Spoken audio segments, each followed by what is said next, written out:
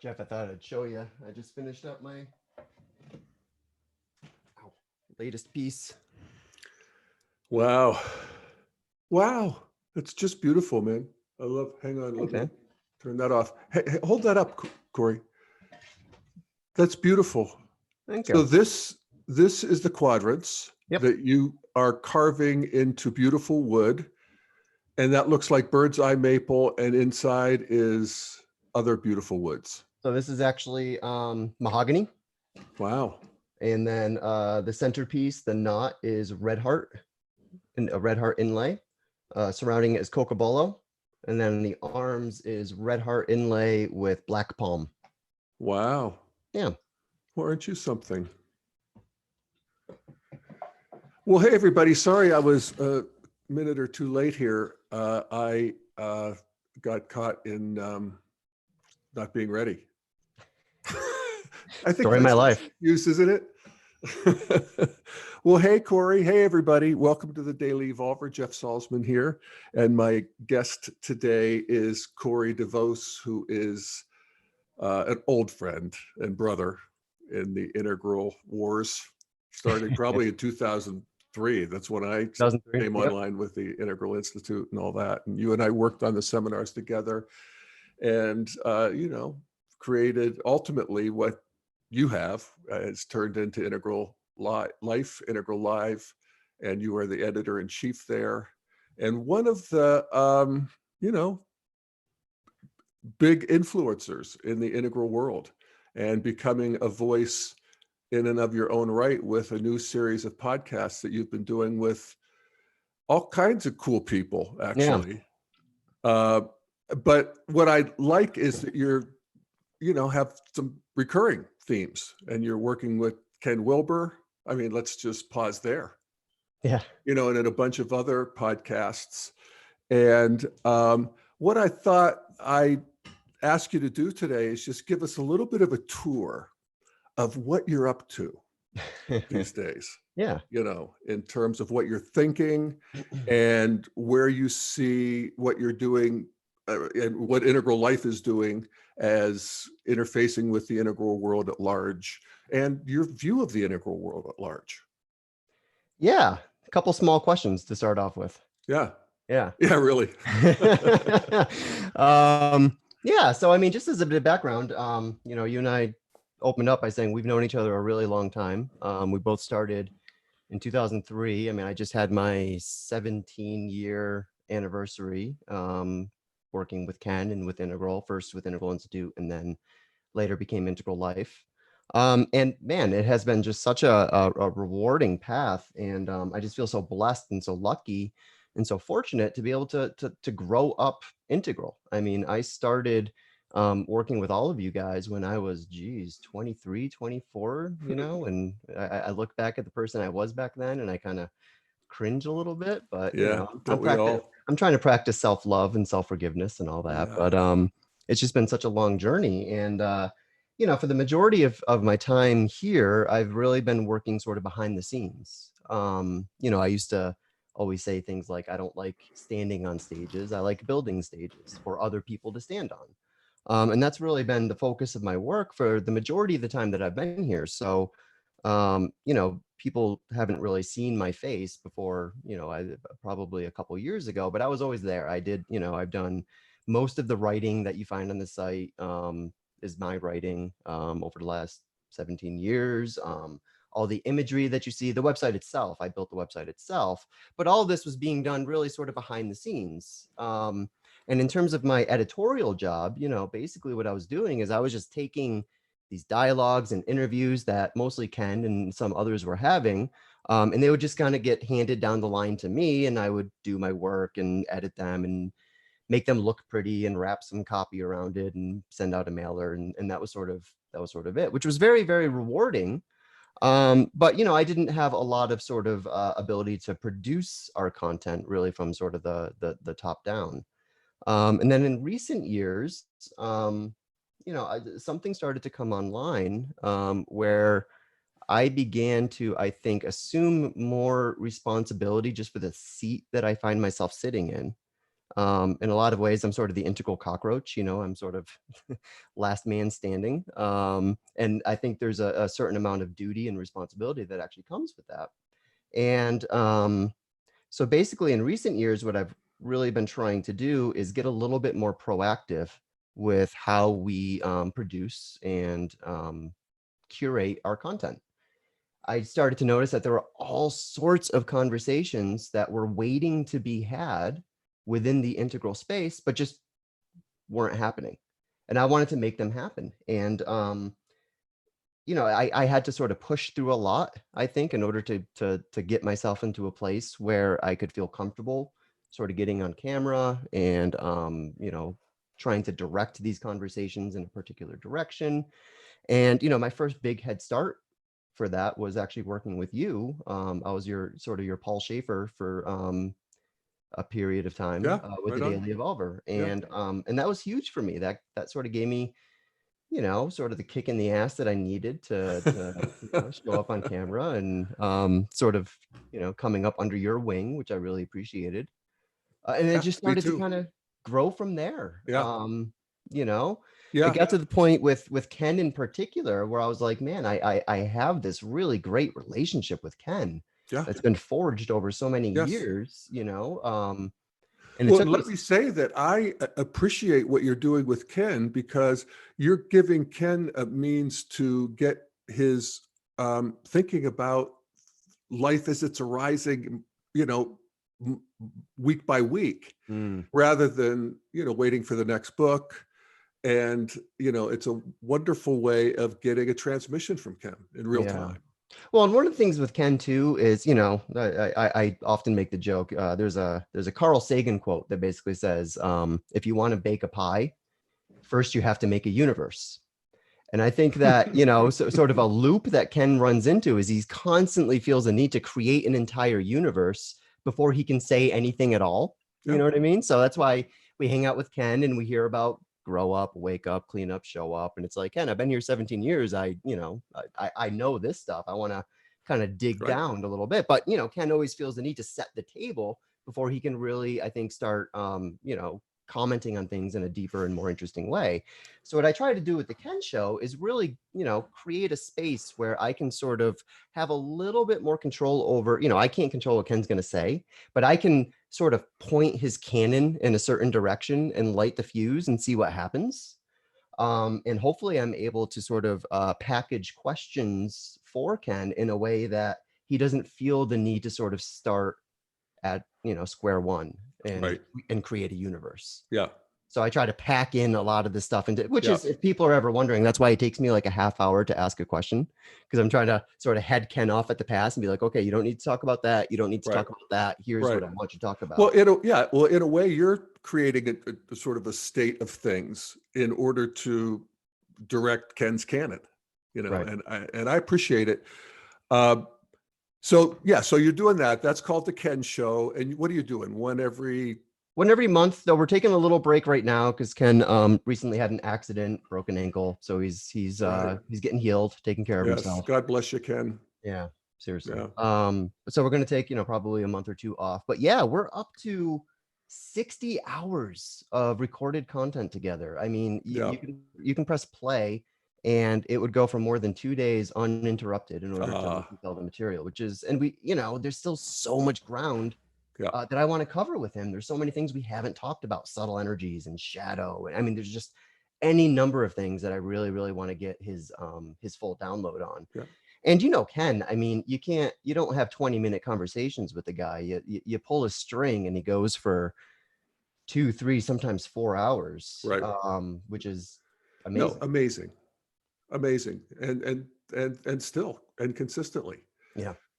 So great. That's the Ken Show. Thank you for that. I think it's a contribution to the history of the evolution of humanity, actually. Th- Thanks, man. So there you go. Uh, so what else? So you're doing this series called Inhabit, Yep. and Yep. that's more your brand. That's what you're doing.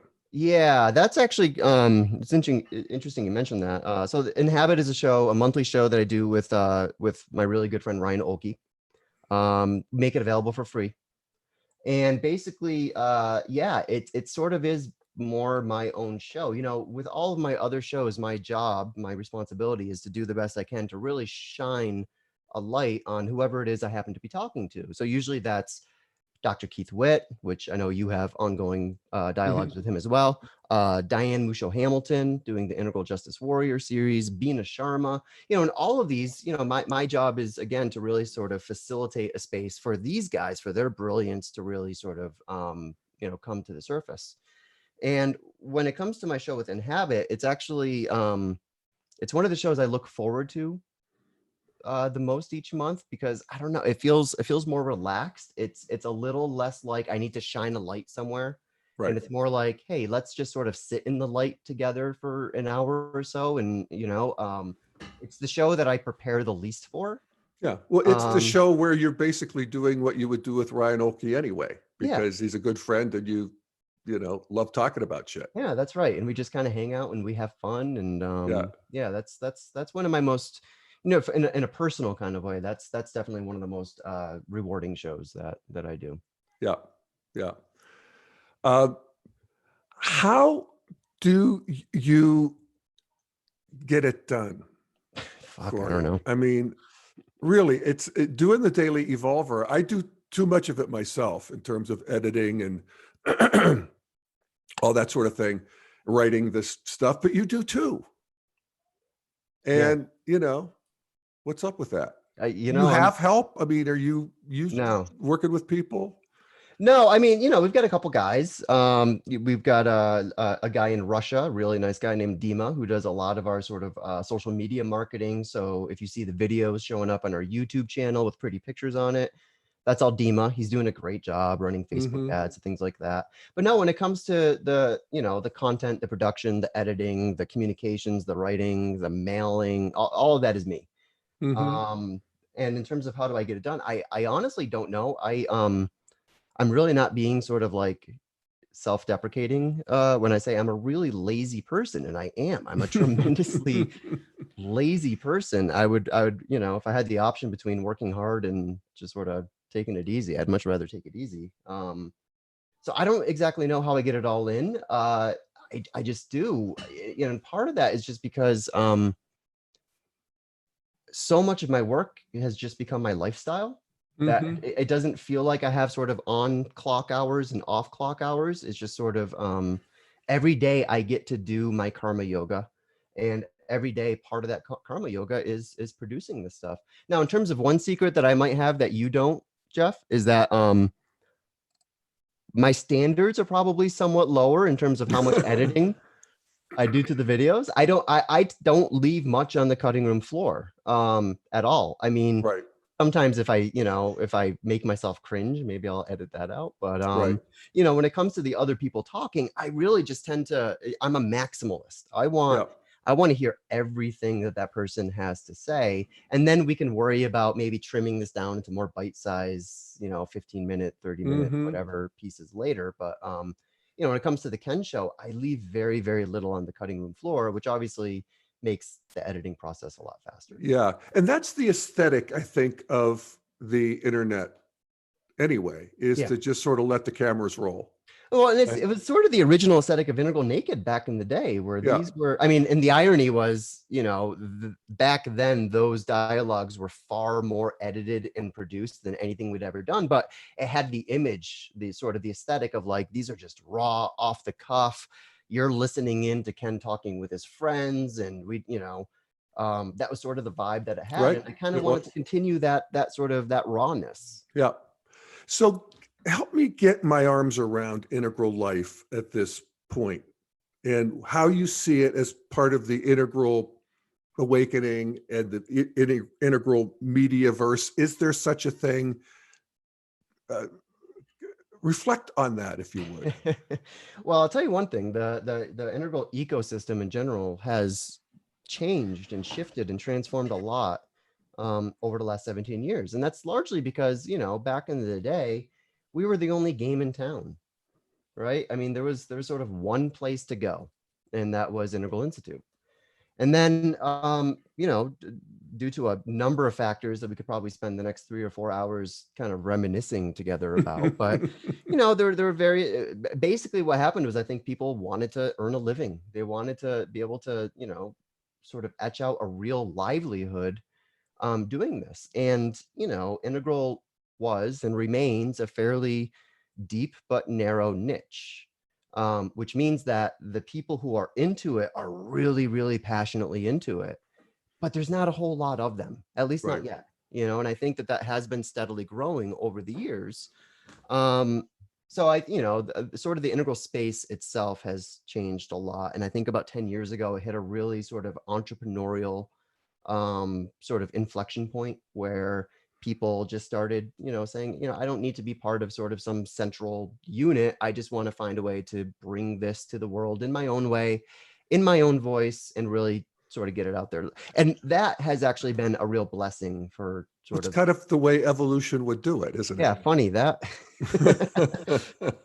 That's right. Yeah, nobody's organizing it from Yeah. anywhere. Oh, Jesus. It's like, what is it? Herding cats? Yeah. Yeah, it really is. So, where is there energy in the integral mediaverse? Because I mean, I don't do Facebook. I do Reddit, I have to say, and Mhm. thank you for turning me on to Reddit. You're who turned me on to Reddit, and I love it. But You're the welcome, and integral, I'm sorry. well, yes, yeah. It's like I'm eavesdropping on the conversations of the world, though. I just can't get enough of it, Yeah. and You it's get quite like, a cross section. well, it's one of the things you were talking about with Ryan Olke, and you were talking about how the enfoldment of the Constitution and what America grew into, that has been shattered, and we're in this new mediaverse. I see that as progress, of course, uh, where there's everybody gets a voice, everybody gets a megaphone, and that there is a new kind of intelligence that's called for that basically is able to include that cacophony, Mm. you know. Mhm. And so the what was I? You were talking about that with Ryan, Mhm. and I thought that was true. Oh, and where in the integral world are you finding energy? Is it Facebook? We were talking about Reddit. That's what it was. Mhm. And Reddit is pathetic on integral. Yeah, it is. We And have why proof. We have a there proof. is, It's just not very well, active. yeah. Um, I guess you just need somebody who makes it their mission to go in and organize it. Like, doesn't Reddit thrive when there's good moderators? Yeah, and I'm one of the moderators of that group, so I'm not Yeah. sure what that. Oh, I didn't even know that, But actually, just Corey. to be straight up, I'm a terrible moderator. Yeah. It's You've got sort other of it's the my friend, job I'm least you have other interested in. things to do here. Yeah, I I've got a mean, few other things to do. yeah, you And can't do the yeah, whole of the integral mediaverse. right. Well, that's sort of the other thing is like, well, there's no one else doing it. So like Integral Global on Facebook, for example, is another one of the big integral groups that I'm the moderator of. And again, I Really? yeah, I try to take a hands-off approach to that as much as I possibly can. Every now and again, I got to get in there and I got to start deleting some of the more ridiculous Right. Hillary Clinton has a brain disease from eating dead children type theory stuff. Okay, that this does happen. Yeah. And but largely I try to, it's sort of the river delta of the online integral project where sort of it's a confluence of a whole bunch of different kinds of people.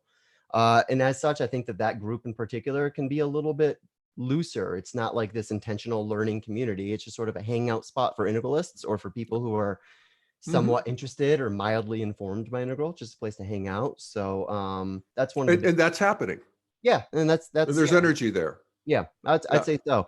And that And energy that's, again, for people, you're saying Facebook? on Facebook, Integral Global. I think it's the largest online integral group out there.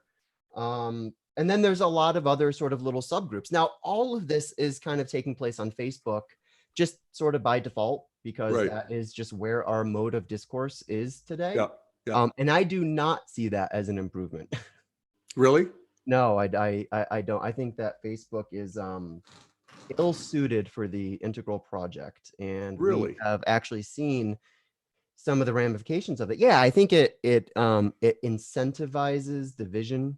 It incentivizes uh, uncompassionate conversations. It has this entire incentive structure that actually moves us away from shared reality and mutual enfoldment, and really kind of puts us into these silos. And something I've been talking about recently, I think it sort of hammers this neoliberal myth that our individual view, and our individual opinion is worth a whole lot more than it's actually worth.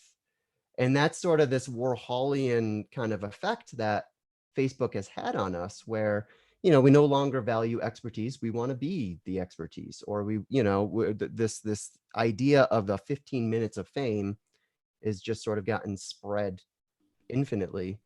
And I think that is having somewhat of a damaging effect on our ability to really convene and find common ground and shared reality with each other. And we're even, I think, seeing that within the integral movement. I'm seeing a lot more people disagreeing with each other, which is fine. I love disagreements. I love, I've been saying for years, I actually want to see a little bit more friction and maybe a little bit more dissent in the integral space, but not on such a personal kind of basis. And because Facebook is such a disembodied media, this is actually one of the reasons we wanted to do Inhabit.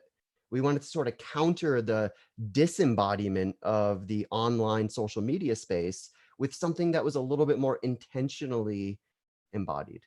So that was actually one of the things that drove us to do that.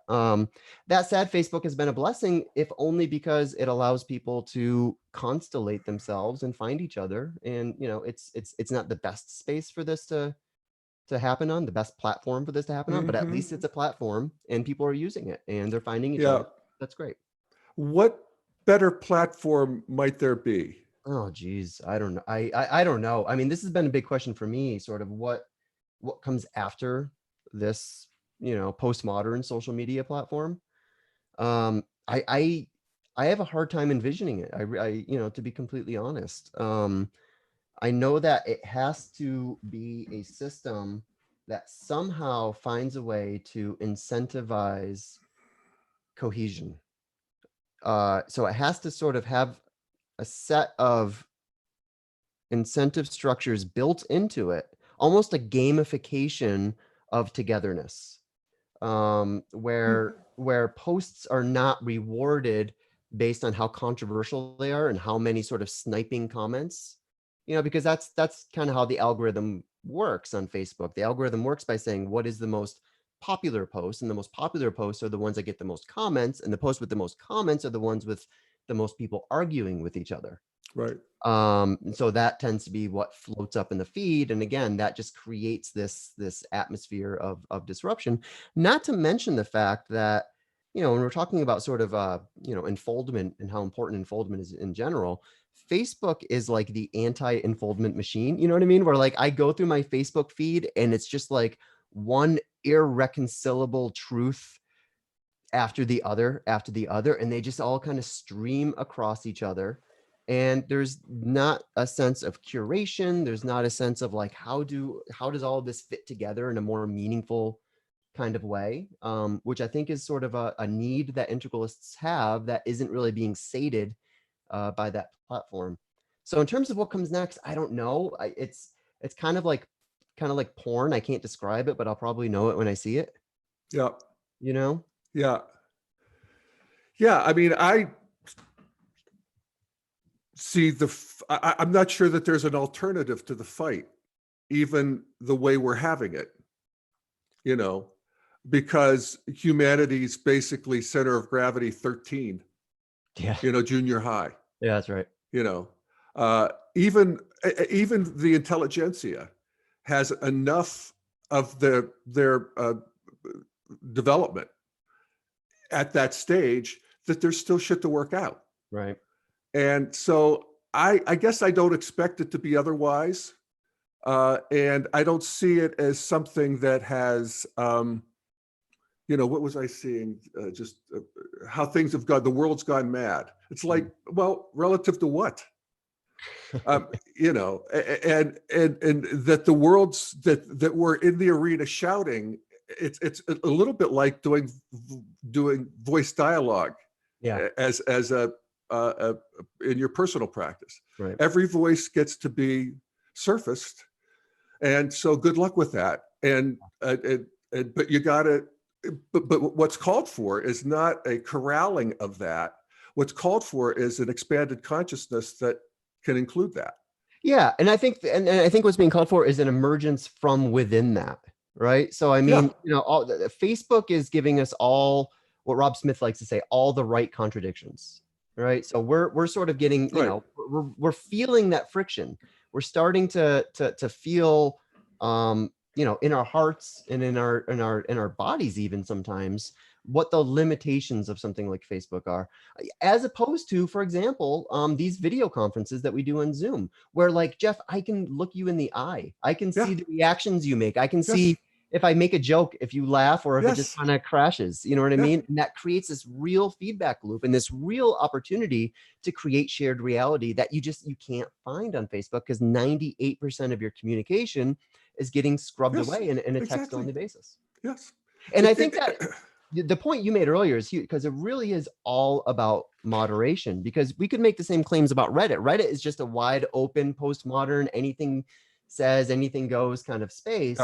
But the best communities are the intentional communities, which ironically have the strictest amber rule sets. Yes. So, for example, Ask Historians is the best, highest quality subreddit in that Yep. entire place. And the only reason it's as high quality as it is because it has really, really rigid rules in terms of who can participate, who is allowed to answer questions. You have to, have some sort of expertise.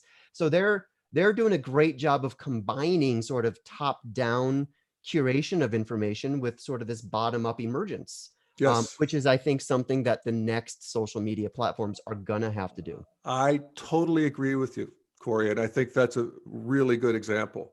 The other example I would think of on Reddit is True Christian. Hmm. And these are the people who are Bible believing Christians.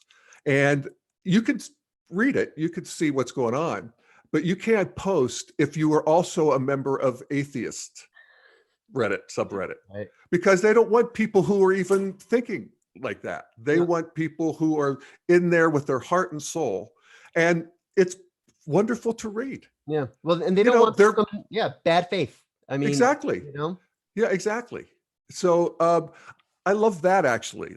I actually, bad faith is, and good faith Mhm. is there what seems to be wanting to arise out of this chaos that has been unleashed by green media in terms of the lower right is something along the lines of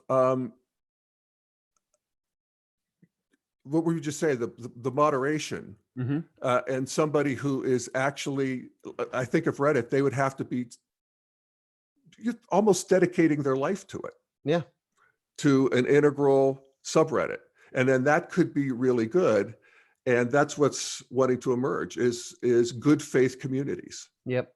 Yeah, and I think one of the challenges there, and I've seen it in Integral Global, for example, I've seen it in other integral communities, is sort of which altitude are you enforcing from? You know what I mean? And I always make the case that like, no, you kind of have to leave it at amber in a certain kind of way. You need some really strong, rigid rules. This is right behavior. This is wrong behavior.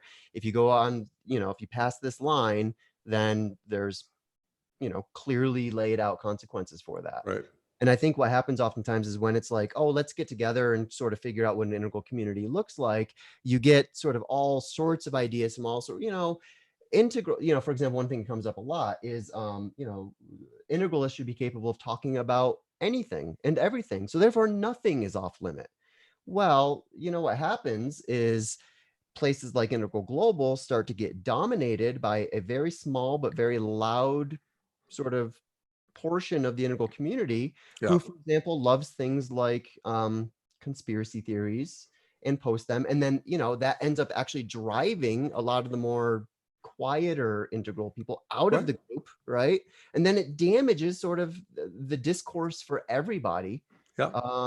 as people start sort of jumping ship. So obviously you need to have some sort of standards, and it's not a matter of like what content is allowed versus not allowed. I think it comes down to, I've been saying a lot lately, integral isn't really about what you believe, it's about how you believe.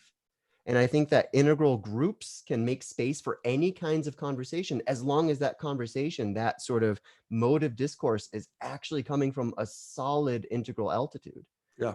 And it's, when it comes to things like conspiracy How theories, would you describe how you believe at integral versus what you believe? well, I think that there's, it's a great question. Yeah. Uh, I think that there is a willingness to let go of certainty.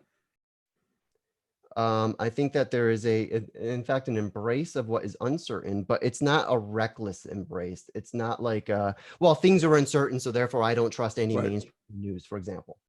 Right. So it's not sort of this nihilistic uncertainty. It's sort of like the what's the best we've got uncertainty.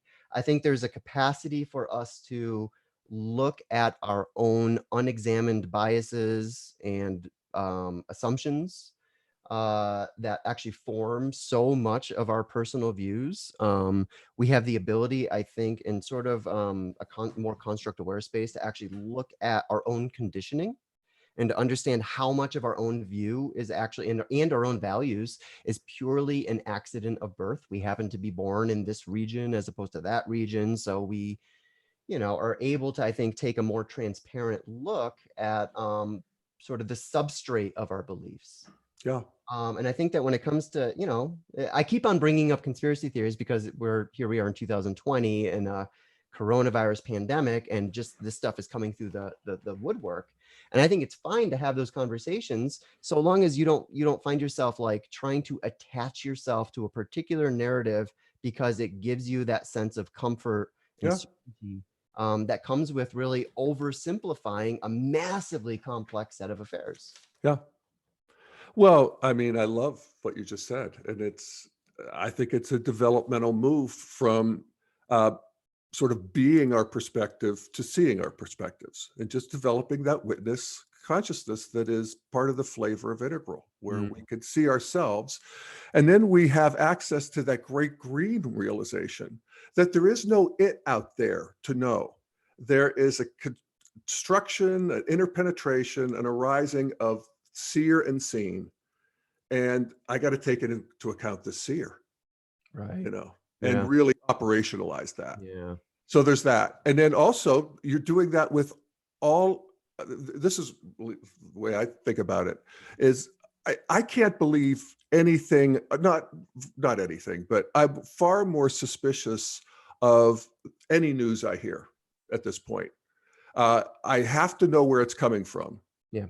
And then I factor that in.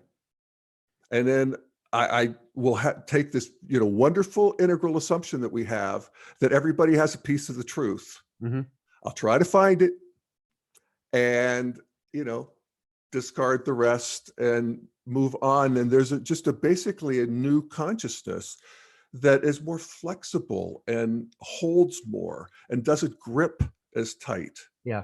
on any particular perspective. Yeah, that's I think another sort of hallmark of how an integralist holds these things is less of your identity is like wrapped around your views, whether it's your political views, your ideological views, so forth. You're able to kind of dislodge yourself from that, create a little bit more separation between yourself and that. And really, I think what that does is that allows us to start again taking a closer look at like what are some of these unexamined presuppositions that I'm bringing into the conversation Yeah. that's totally coloring not just my view of this, whatever it happens to be we're talking about, but actually colors my view of your view, right? How Yes. I process your view. I'm not accessing Jeff's view. I'm actually accessing Corey's caricature of Jeff's view. Yes. And that's what I'm interfacing with. Yes. And And it's like, actually, if I may, you also want to add the piece that you get to dislodge them from their view, hmm, at least in as you're seeing them. So I start seeing Corey, Right. you know, Yeah. and this amazing manifestation called Corey. And then I see his views, and I actually have access to you in a way that is trans ideological, Yeah. both ways. Yeah. Now, they may not be doing that with you. They probably aren't, actually. But, to Well, the it's degree that we could do it, it's a good thing. yeah, it's the responsibility of the more developed person Yes. to be more compassionate, Yes. and more empathetic. Yeah, no, I think that's a great point. And I just did a talk this weekend with Diane Hamilton and Gabe Wilson and Gal Huchachka about her book Compassionate Conversations. Yes. Which is funny because I sent out an email yesterday being like, leave it to integralists to have conversations about having conversations. And here we She are, and I had this conversation 2 right? weeks ago as well, and I published it. And That's here it. we are today hosting a show about hosting shows. So I mean, I know, we're so meta. even integralists like to eat their own tails. No, but I was talking to her about one of the questions I asked her is like, what advice do you give people who are trying to enact more compassionate conversations with other people who are coming from very different altitudes, for example? So the contents of one person's view and values are just like, again, irreconcilable with the contents of the views and values of another person. Yes. How do Yes. you build that bridge? How do you actually, create a shared reality with that person? And Diane, just in her, masterful way, just completely like, she doesn't bypass the question. She actually just digs it out, right? She goes like a layer deeper and says, basically points our attention away from, again, the contents of these views and values and where you disagree and all that stuff, and into sort of the substrate of like, what is the quality of togetherness that you're looking to establish right now? Tend to that, right? That becomes the most important humanizing connective tissue that you can possibly form with another Yes. human being. And then you can talk politics and economics and all those rude conversations, religion, and so forth. But you have to start it off from this place of mutual respect and good faith, right? I Yes. mean, again, it comes back to Good good. faith. Yeah. Good faith, man. That's my lesson for today, man. Thank you. Yeah, it's a big one. And Yeah. it's important for us to be able to call ourselves out when we're not ourselves coming from a place of good faith, because it Yeah. happens to all of us. Yeah. Sometimes I just Well, want to pitch. yeah. Well, please, totally. And I think that's, integral. We get to do all of that. You But do. You're just aware of it. exactly. Yeah. You get to see it instead of be it, or you get to see it and be it. Right. But you're not just gripped by it as a sort of unconscious expression of grievance, Mm. Yep. which is a default mode for first tier thinking, Yep. basically. Yeah. I often think of it as it's what happened to humanity when we got all the food we wanted. After 50,000 generations of the hunt for calories, all of a sudden this industrial process, we get this refined sugar, flour, this whole big, corporate food distribution network. And what happens? We eat too much, we get unhealthy, we live longer. We actually solve a lot of problems, no more starvation, our kids live, but we get into big, bloated mess. Yeah. And then this is like the internet now. This is like human beings. We're starved for communication. I mean, you and I have more communication with more people in a week than my grandfather had in his entire life. Right. There's no question about it. I was just reading a historian who said that the average person in prehistorical times, or even in medieval times, in early, pre-modern times, we see more imagery in a day than they saw in a lifetime. Yeah. Yeah. That's definitely true. So there's a new sort of awareness that wants to come online to accommodate that. Yeah. And just as with food, we start looking at it and say, wait a second, we can't just keep shoveling this in. We have to see that there's this and there's this, and we see the nutrients, and we see how to make beautiful recipes, and we see how to organize. And practice self-discipline. I mean, it's not easy to not eat all the potato chips I want and ice cream. I could literally eat potato chips and ice cream from morning till night. Yep. And I would be Same. happier. I'd be a happier person, but it's not good It's for me. healthy in the upper left. Yes, exactly. So I think there's some of that going on. There's this engorgement of information that is happening, this collective engorgement that we're going to have to grow our way out of.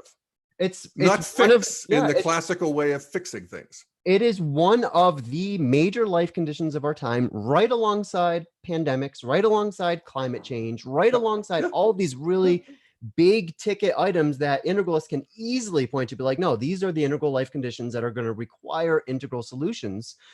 Social media is one of those life conditions. It is the collapse of perspectivality, which is actually itself going to, I think, lead to the emergence of a new kind of perspectivality, right? Where this multi is possible. Yeah, exactly. Yeah. How about that? Yeah. There you go. Well, and I think, I think you bring up a good point about sort of the dangers of abundance and having too much comfort, really. Ryan and I, one of the things we were talking about in our last Inhabit show was just sort of, as consumers of entertainment, how because we are so awash in entertainment, it has turned us into like entitled little dictators. Like we have this like entertain me kind of attitude where we're instantly hypercritical of like people's passion projects because we don't like how this Star Wars movie turned out, and so we're gonna send fucking death threats to direct. It's crazy the amount of time, and that is, I think, a product of just like total immersion in hyper abundance. Yes. I think there's another thing, Jeff, which is we are primates, and as primates, it helps to have a sense of us and them.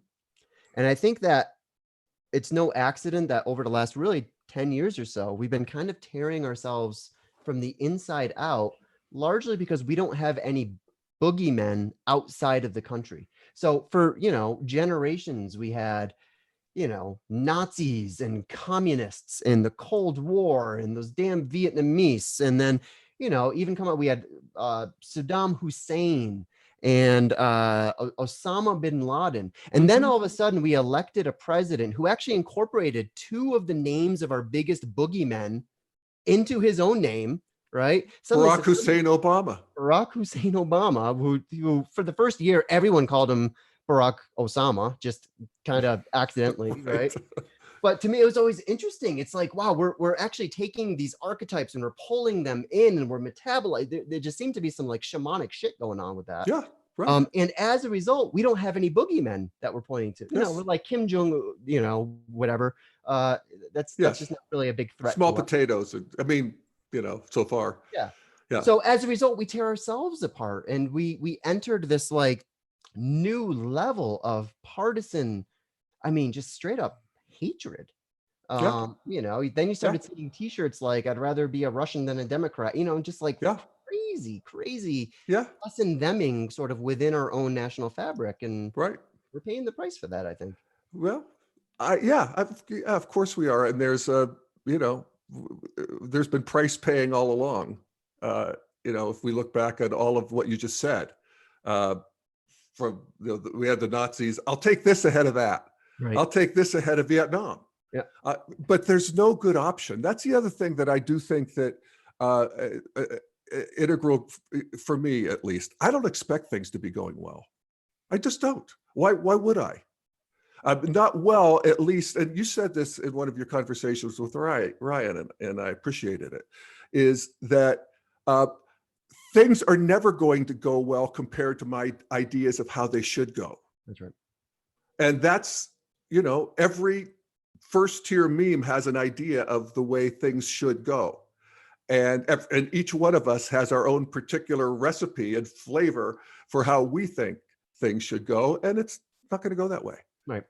And there's no good option. Let's just, look at that. Not in the way that we think good options have to be when we're thinking ideologically. Yep. And for some reason, this matters to progressives a lot more than it matters to anyone else. That's one thing I've noticed.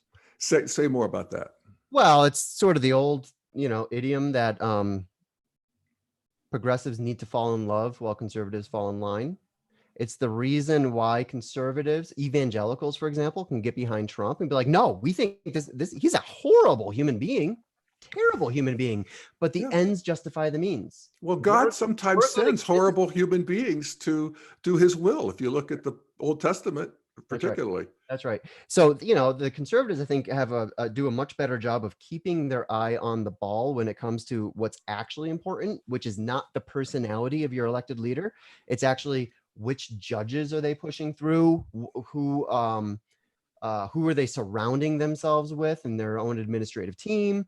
What are the down ballot races look like? What are the values being promoted in those down ballot races? All of this is primary, and the personality of the person sitting at the top is like the least interesting part of the story. But of course, it's the part of the story that we as Americans have been trained to just sort of obsess about, to the point where it's like, oh well, Joe Biden doesn't he's not progressive enough for me, or he's too progressive for me. It's this constant sort of well, just lack of unfoldment. The left is suffering from a critical lack of unfoldment and capacity to create shared reality, even among themselves, let alone with the rest of the body politic. Yeah. And that's something I'm hoping to see progressives kind of wake up to, and Yeah. realizing that if it's great to have ideals. I have ideals too, but if you're not at the end of the day finding the most pragmatic ways to inch yourself closer to those ideals in a strategic and well thought out and not very sort of emotionally driven way, then you're never going to get close. In fact, you're just going to cede the territory to the people who want to move further away from your ideals. Yeah. Uh, Let me ask you this, Corey. Let me just reflect that I get that the benefit that conservatives have and Amber and early modern have is a solidity of perspective and falling in line kind of thing. And the progressives have a fall in love things, but they have more flexibility of mind. They have a bigger space that they're able to hold. They're actually strangely lacking in holding the God and country piece because they're so polarized against it. But so there's that. And so we have this this culture war going on. And what do you see? So, with Biden, and let's just get specific with Biden and Bernie and Trump. And what do you see bubbling up in the integral world? What are people talking about? What gets people going? How are we handling it as integralists? I don't pay enough attention to Yeah, know. I think it's pretty split. Really? Yeah, I think there's a lot of well, first off, let me say I was an Elizabeth Warren fan. Hmm. I thought Elizabeth Warren was the best person to sort of split the difference between the Biden crowd and the Bernie crowd. I'm actually a little bit I get that. yeah. So she was far and away my favorite. In terms of how the integralists are reacting to this, I mean, it's split just like every other community is. I think that we have a lot of sore Bernie supporters. I think we also have a lot of, I think, more sober Biden supporters, but who maybe are overly dismissive of things like the Tara Reid story. Now, I don't think the Tara Reid story, I think the closer we look at it, the less legs it seems to have. And I know that obviously accusations of sexual assault are going to be just weaponized more and more with every election cycle, so you always got to be careful of that. And I'm a guy who was falsely accused by a woman when I was about 20 years old, and it was easily one of the most horrifying, powerless experiences I've ever had in my life. So I have sort of a sensitivity here, and I've got a 7-year-old daughter, so I take the other side of this very seriously too. Yeah. The problem I Well, have is when you have a few facts floating around there and people instantly want to jump to a narrative of certainty, I right? know. Isn't that something? It's and what you were talking about before. It's like, yeah, one of the things that gives us entry into integral consciousness is loosening this certainty thing, yeah. you Because know? that's sort of what, because Jeff, you just mentioned that, among progressives, on average, there should be more flexibility of mind, for example, and in more flexibility of heart. I say should be because I think there's often a difference between our views and values as we state them, as we write them down on paper. I can write down, I am a very flexible person who, da, da, da, da. That's how I see myself, but that's not necessarily how I carry myself. I know. No, And I it's think there's a true. lot of people in integral communities and other communities who are very similar. They have a set of sort of codes and morals and ethics and principles that all sound very, I don't know, green or teal or even turquoise. But then the way they actually enforce those in the real world on a day-to-day level, it's like, well, no, actually you're sort of, it's sort of the typical progressive trap where it's like, I grew up with Beatles lyrics, so I have green sounding values that I'm going to bludgeon you over the head in a very Amber kind of way. Yeah. So I think for an integralist, I think it requires that second beat of not just sort of identifying the contents of your views and values, but actually digging a little bit deeper and be like, am I holding these views and values in a way that lives up to those views and values? And I think if we're being really, really, transparent with ourselves, we would find that we miss that mark more often than not. And that's okay, as long as we're paying attention and we Yeah. can learn from that No, experience. I think we're fighting and failing our way forward into that, but it certainly is challenging. And it's the reason I don't get on social media. Mm, One is I can't figure out how the damn thing works. I mean, I really am like an old guy now. I right. mean, I just like, what is this? And so that, first of all, but also, I don't want to stick my head in a blender. Well, so something interesting happened recently with one of your posts that we That's can mention right. real quick. Yeah. Yes. So, usually when we release these pieces and we have to, unfortunately, we have to do things like Facebook marketing. We have to give Zuckerberg money if we want to have the visibility to stay in our business. It's I just know. the regulatory capture that Zuckerberg has inflicted on us all. So, we have to do ads. And you guys did an ad. Usually when we do ads, it just goes out to like, people in our community and friends of those people in the community, right? So it's pretty targeted. You Right. guys did an ad that went to a much broader audience. And it was an ad for a talk you did with Steve McIntosh about developmental politics. Right. And it went out to a very broad, clearly non-integral audience. Right. Of course, I And don't handle this, so this is right. news to me. Yeah. Yeah.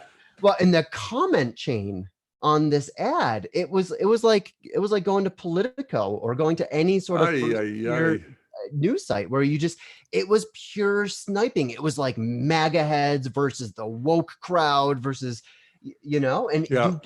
you got that cross section and you could see it. And it was ironic because it's all happening on a Right. thread about developmental politics, Exactly. which Yeah. no one understands that's Right. participating in that particular thread. Right. It's like all of these conflicts are actually resolved if you would just like watch that damn video that you're Right. about right now. Right. No, it's funny, isn't it? I mean, human beings, Jesus Christ, what we can get into.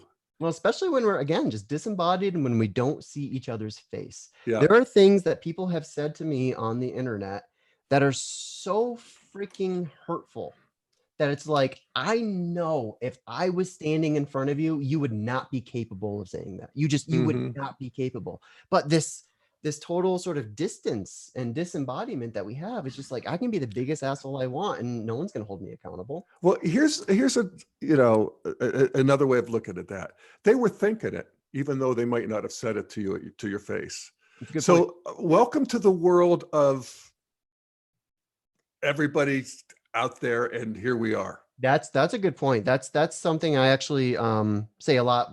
People talk about over the last 5 years or so, we've had this big resurgence of racism. Yeah. No, we haven't.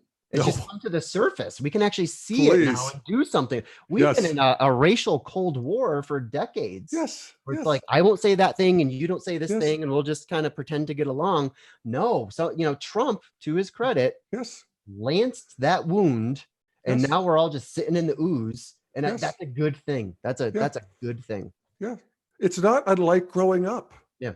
As you know, you just, yes, things get harder. They're supposed to, you know, because you can see more and you move. We talk about differentiation and polarization and people arguing, and isn't it awful that they are? But what comes before that is this persona, this hardened, fused, numb volcano that everybody's sitting on, and we don't know why we're all miserable and acting out when we don't mean to.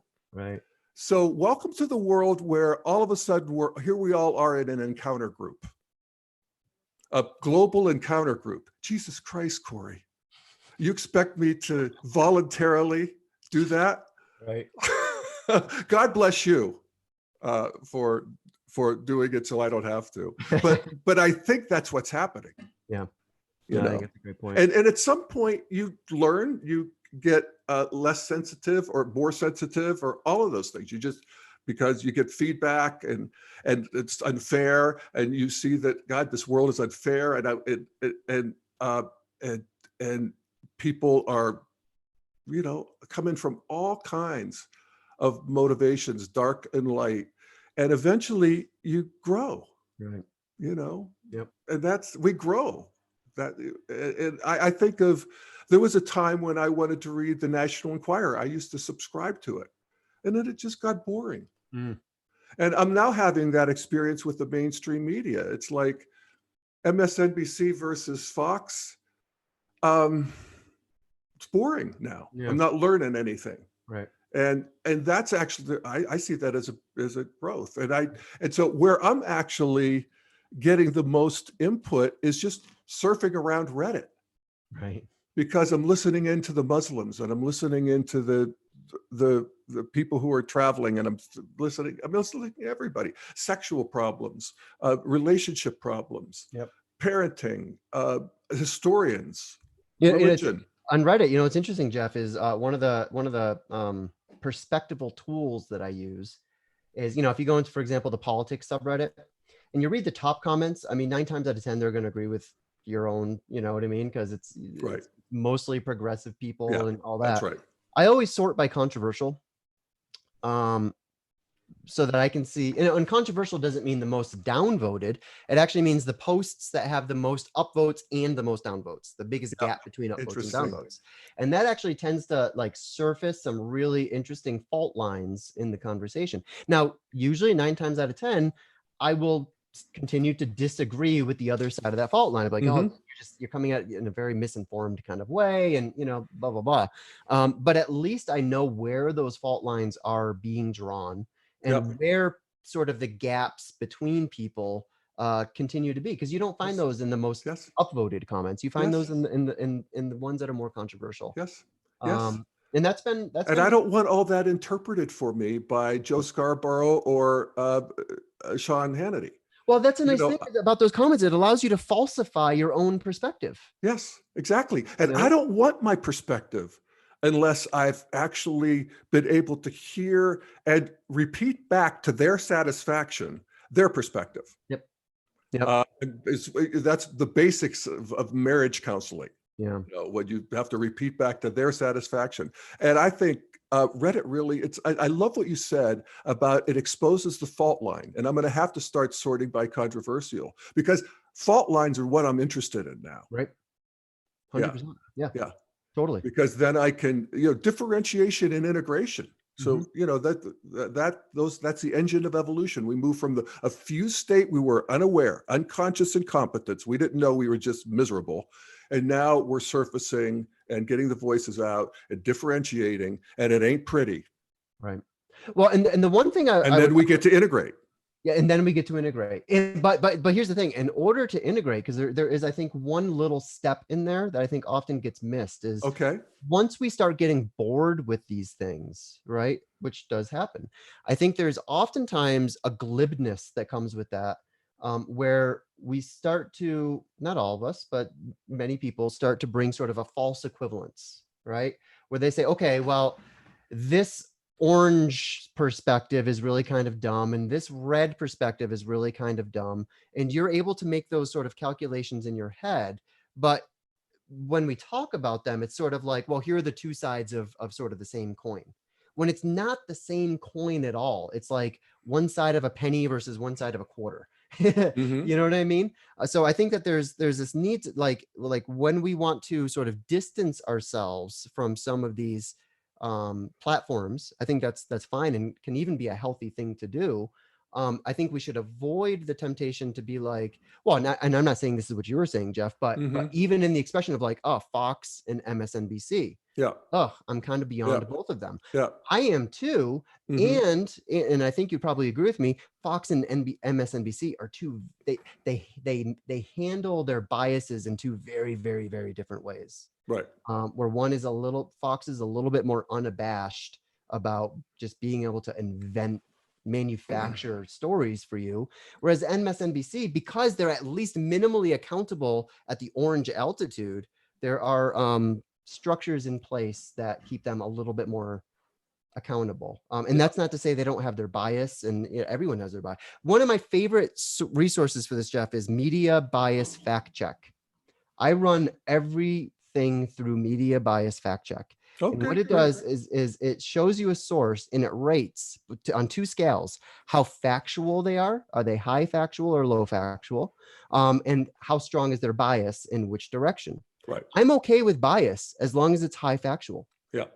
I Yeah. actually like bias Yeah. if it's high factual. Yeah. Well, I won't speak for Fox News as a whole because I don't watch much of it beyond Fox and Friends. Mhm. But in terms of the struggle between Fox and Friends, which is Fox's morning show versus Morning Joe, I would say actually that uh, I think that Fox and Friends is more in the 50-yard lines than at this point Morning Joe, Mm, honestly. Yeah. interesting. Yeah. It just, it's not so much um, the facts of the matter, because what's interesting, and I'm thinking coronavirus particularly, and that's extra interesting to me because the facts of the matter actually aren't all that much contested Mhm. between the two of them.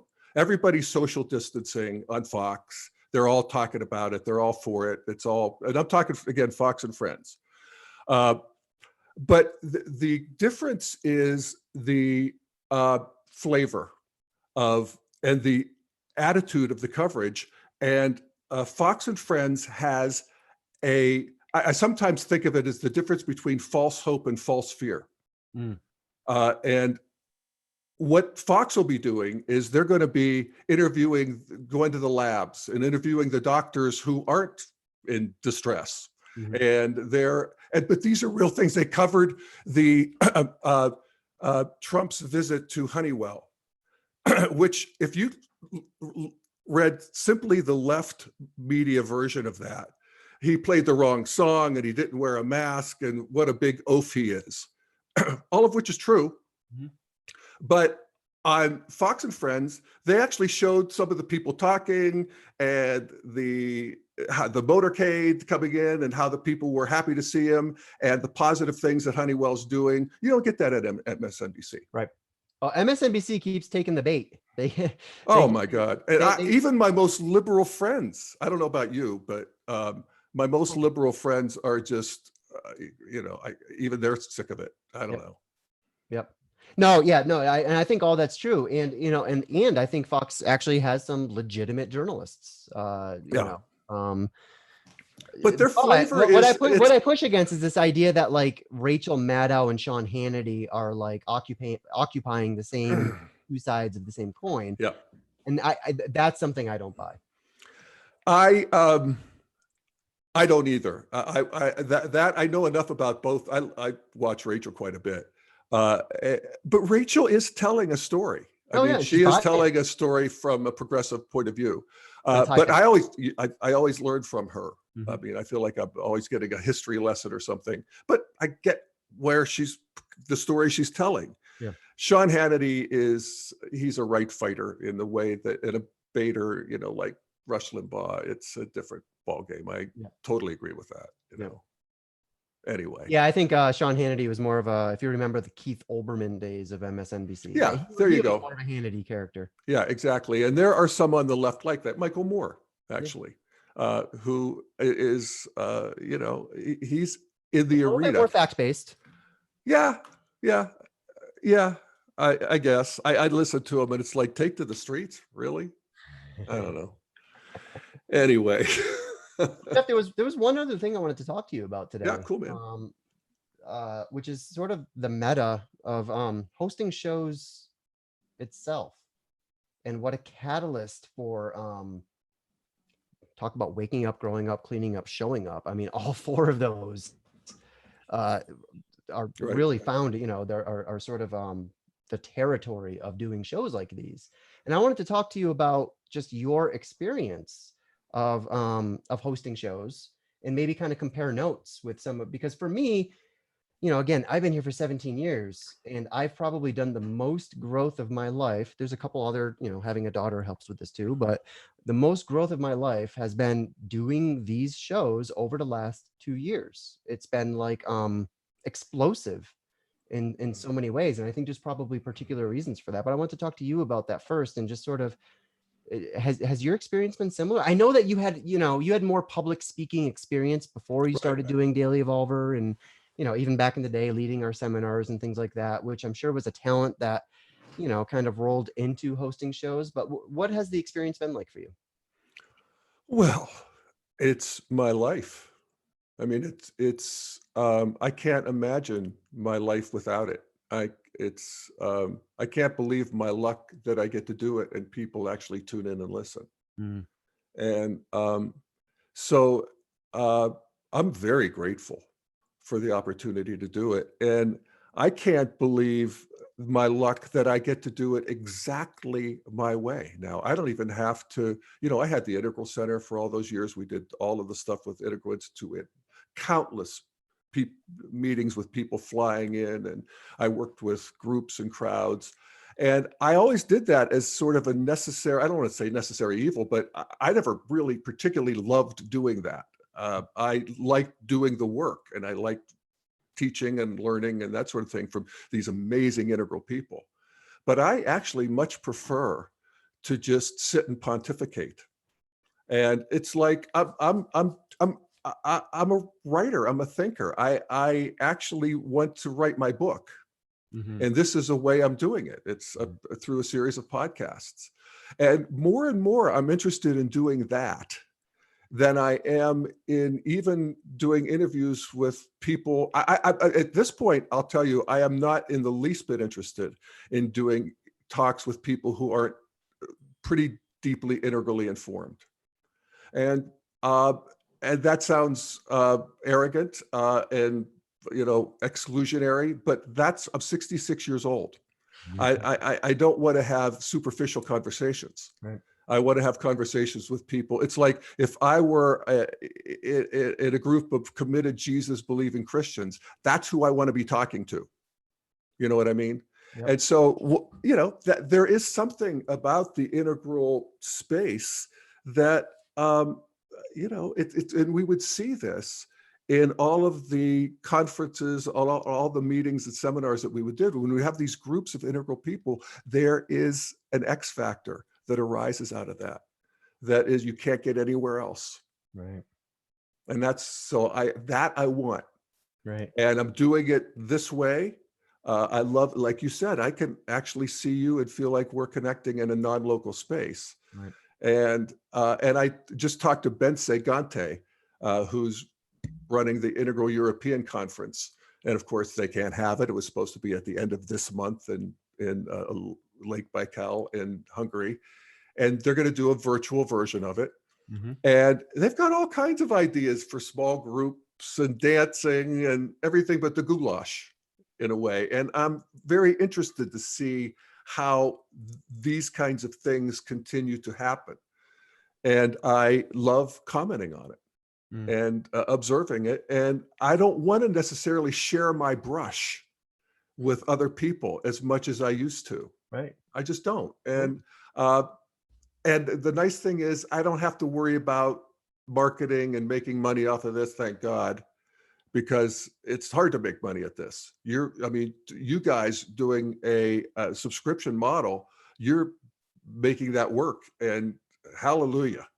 I I am astonished that I have been able to eke out a real livelihood You have indeed. doing this, and I think that's where, thank you for those reflections, Jeff, because I think, where you and I are very and have always been very, very connected is that for us, this integral thing is, I mean, it's our ikigai, right? I mean, this is sort of the overlap between what we love, what we're good at, what the world needs, and what we can be paid for, how we can sustain ourselves. Yes. Now, that last leg is always a little bit challenging, which is why Right. you probably see all these wooden pieces behind me, because that's how I supplement my income, is by selling art. So that, I'm always trying to widen Yes. widen the scope of the livelihood that I can do here. But I've been doing this for 17 years. This is my career, and I'm Yeah. deeply, deeply grateful that I've been able to really grow up on the job and develop this skill set on the job. And for me, that it's that feeling of ikigai again that is really central to me, that led me to want to begin hosting shows in the first place. But like I said in the beginning of the show, there was so much to push through. I mean, I've always been, my middle school and high school experiences were fairly miserable because I've always been a socially awkward kind of guy. And I really struggled with that. And it sort of, over the years gave me, I think, a sense of, it's almost like an intrapersonal dysmorphia that I had, where you know, through doing these shows, I was actually able to figure out that I was a little bit better at this than I thought I was. Right. I had a particular self image of my social skills that came from my anxieties and, particularly imposter syndrome. That was a really big one for me, that I had to kind of find a way to conquer. Um, but just by doing these shows and, interestingly, editing the shows has become my shadow work. That right, it really they say something like, the most mature people in the world are the ones who are capable of listening to their own recorded voices every day, not It shooting was themselves in the not head. easy for me. It, I did it a couple decades ago, and thank God I got through that. But yeah. it was a barrier to get through. Well, and that's what doing these shows has been for me, because I do these shows and then I download them and then I edit them, and I'm, sometimes a little bit of a narcissist, so I pay a little bit closer attention to my parts than other people's parts, just because I don't want to, look ridiculous or Right? whatever. I do Because I too. still have those anxieties, but through editing, I can kind of get to the other shore, and I can be like, oh, I walked away from that interview with a memory of a moment that when I replay it, it doesn't look anything like the way I internalized it. Right. Right? Like, oh, maybe I'm not as bad at this as I thought I was. Right. Um, and then, for the imposter syndrome piece, that was a difficult corner to turn, because I still remember, when I showed up here, just the weight and the gravity of my own projections that I put onto other people was huge. I mean, and that was a result of my own awkwardness in a lot of ways, but it was this natural kind of imaginal spiritual phase that I was in, where I was just like, Ken Wilber was like descended from Mount Olympus. It was kind of ridiculous how exaggerated it was back then, but it was real for me. And the last thing I ever wanted was for anyone else to put me even in proximity of one of those pedestals, just because I'm in, proximity of someone like a Ken Wilber. And that, I think, gave me a lot of hesitation to show up on camera, because it's just like, I don't want to be accountable to this. Like, Right. my life is a mess. My practice isn't Right. super refined. I'm not, I'm not fucking Ken Wilber. So the idea of getting on camera with Ken every month to record 60 hours was honestly kind of horrifying. Yeah. Because I just don't want to be held accountable to that. And then just over time, I, largely through doing shows with like Dr. Keith, where I was able to talk about some of this transparently, I realized that became my process. I don't need to pretend like I don't have these dysfunctions. In fact, I can Right. lead with this. I can be like, guys, I have some insecurities here. I have some anxieties here. And I'm going to actually put that out in the space, because I'm like you guys at home. I Yes. don't have this all figured out. And I'm still trying to find ways to live into Yes. this more and more every day. And so I just, that's what helped me, is like, if I actually lead with this vulnerability and say, I am also a wounded healer like all of you. And my job is to find people who are better than me, more realized than myself, more, just deeper, who are just more, who represent something about myself that I want to grow into. I'm going to surround myself with those people. I'm going to allow some vulnerability when I'm interacting with them.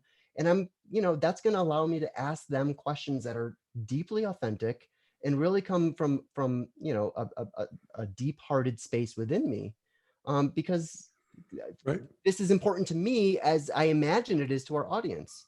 And that, I think, helped settle down some of that imposter Yeah. feeling that I was having. Where it's like, oh, Yeah. okay, I can have a seat at this table too then. Or you rise up above it, beyond it, There's something like which is what I've noticed. And I love what you said about, just the vulnerability. And I think that's actually some of what's arising in the culture at large, is because of some of, what we're talking about with the craziness of this new media.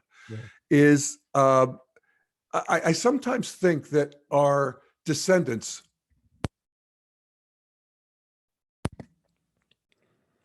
we look back on history and think, oh my God, those poor people. That what are our descendants going to be looking back and say, oh, these poor people about us? And I think they're going to think of it as the age of the persona Hmm. that we shed, you know, Right. and we're in the process of doing that. And when we do that, like with you, we actually get to liberate Corey, Hmm. which is, if I may say so, what I've seen with you, particularly actually even in the last few months, where I don't know if it's the goatee or it's the lighting, but there's a life force that is coming through with you. I felt it today, that I love and appreciate, you know, and that you're transmitting that into the space is, you know, hallelujah that you get the opportunity to do that, and we're listening. Part of my practice right now is not deflecting when people give me positive feedback. So thank you, Jeff. I Yeah, appreciate that. yeah, I mean it. All right. Wow. Well, that was fun. This was fantastic. It's been too long since Really. you and I got together, man. I know. And it's always worth it when we do. Yeah, Yeah, for sure. man. Yeah. So there you are in your home with your artwork and the family, and in some sort of lockdown. You guys hanging in there? Yeah, we're doing good.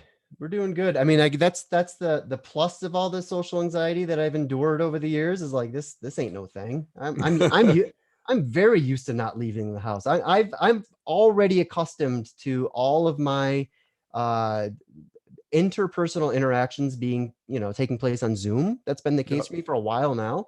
Yeah. So it's all sort of, and I get more time with my daughter now, which is really cool. Oh, fantastic. So homeschooling is whew, Really, huh? You're that's doing it? cool. We're, to the best of our abilities. Yeah. That's what I hear from everybody who's a parent. The nice thing is that there was a study that came out, something like 77% of parents who are now homeschooling are like, oh no, we should definitely give our teachers a raise. I didn't know how hard this was. Yeah. Yeah. Try, you multiply by 10 or 30. Seriously. It's crazy. All right, my friend. Well, Well, Jeff, wonderful hey, connecting. I love you, man. I love you too, man. Thank you for having me on here today. This has been just such a joy. Yeah, it's true. All right, everybody. Thanks for listening, and we'll see you next time on the Daily Evolver. Take care. Bye, guys. Bye. All right. Dude, What good fun. thank you, man. That was awesome. Yeah, it was awesome. So I'll edit that into something that's coherent, and we covered a lot of territory, but Yeah, we what did. fun. You guys doing okay? Integral Life doing good? And Yeah, somehow we have like not lost all of our business. At first, we thought we might see a dip, and we're like, mhm, okay, let's we can't really tighten our belt any more than we have, but let's see what mhm, we can do.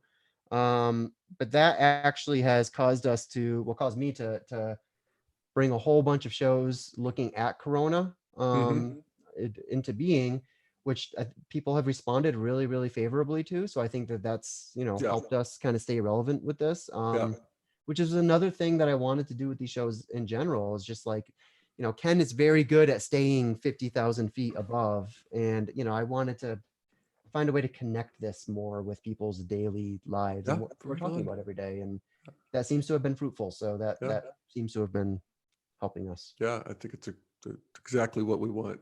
Yeah. So I'm trying to do that too. So Yeah, man. You're doing a full great job. speed ahead. Yeah, man. All right, we'll stay in touch and we'll see you then. All right, buddy. Love you. All right, love you too. Bye.